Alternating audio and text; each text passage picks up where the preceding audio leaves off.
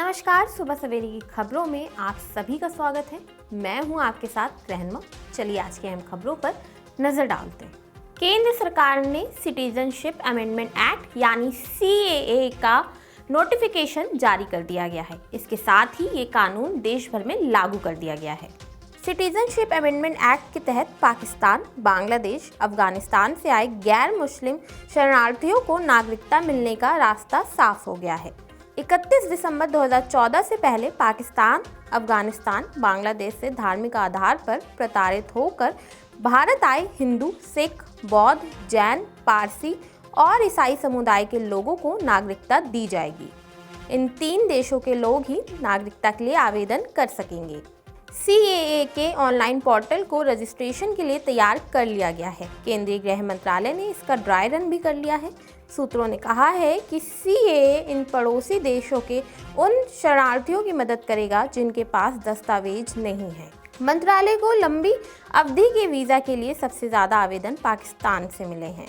Supreme court ने electoral bond मामले में SBI की अर्जी खारिज कर दी है।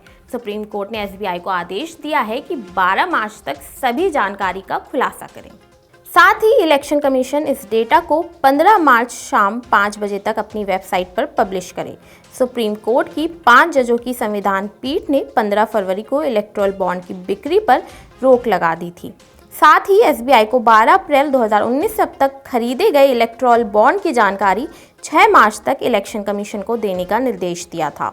इलेक्टोरल बॉन्ड का डेटा सामने आने से ये पता चलेगा कि किन किन लोगों ने किन पार्टियों को कितना चंदा दिया है। 2017 में केंद्र सरकार इलेक्टोरल बॉन्ड स्कीम लेकर आई थी। इसे कोई भी भारतीय नागरिक या कंपनी खरीद सकती थी। सरकार का तर्क था कि इससे ब्लैक मनी पर अंकुश लगेगा। वहीं विरोध करने वालों का कहना था कि इलेक्टोरल बॉन्ड खरीदने वाले की पहचान जाहिर नहीं की जाती। इससे ये चुनाव में काले धन के इस्तेमाल का जरिया बन सकता है। दिल्ली में गर्मी ने दस्तक दे दी है। सोमवार को दिल्ली का तापमान 31 डिग्री के पार पहुंचा। अब धीरे धीरे दिल्ली में गर्मी बढ़ने लगी है। मार्च महीने की शुरुआत तो सर्दी के साथ हुई, लेकिन अब दूसरे सप्ताह में तापमान बढ़ने से गर्मी का एहसास होने लगा है। दिल्ली का अधिकतम तापमान सोमवार को बढ़कर 31.4 डिग्री सेल्सियस हो गया, जो इस साल मार्च में अब तक का सबसे अधिक तापमान है। ये जानकारी भारत मौसम विज्ञान विभाग IMD ने दी है। IMD के आंकड़ों के मुताबिक सोमवार का अधिकतम तापमान मौसम के सामान्य से 3 डिग्री अधिक था। मौसम विभाग की माने तो 12 मार्च आज भी तापमान इसी के आसपास रहने वाला है। इसके साथ ही आज मौसम साफ रहने वाला है और न्यूनतम तापमान 13 डिग्री सेल्सियस और अधिकतम तापमान 32 डिग्री सेल्सियस तक रहने की संभावना है। पाकिस्तान से भारत आई सीमा हैदर देश में CAA कानून लागू होने पर अपनी प्रतिक्रिया दी है। सीमा हैदर ने खुशी जाहिर करते हुए लोगों में रसगुल्ले बांटे हैं। नमस्कार, जय श्री राम, राधे राधे। आज हमारे देश में भारत सरकार ने नागरिकता कानून लागू किया है, जिसकी हमें बहुत बहुत बहुत ज्यादा खुशी है। बहुत बहुत भारत सरकार को बधाई। और वास्तव में मोदी जी ने जो कहा है वो करके दिखाया है, और इसके लिए मैं मोदी जी और भारत सरकार का पूरे जीवन रेडी रहूंगी और बहुत धन्यवाद करती रहूंगी। और आज ऐसे ही अच्छे अवसर पर मैंने अपने भाई, वकील भाई डॉक्टर AP सिंह को बहुत बहुत बधाई देती हूँ। और उनकी मेहनत रंग लाई है और हमारी नागरिकता की भी अड़चनें जल्दी समाप्त हो जाएंगी इस कानून के द्वारा। हमारी जो नागरिकता की प्रॉब्लम है वो भी जल्दी ठीक हो जाएगी। और इसके लिए भी अपने भाई डॉक्टर AP सिंह को मैं बहुत बहुत धन्यवाद कहती हूँ। जय श्री राम, राधे राधे, भारत माता की जय।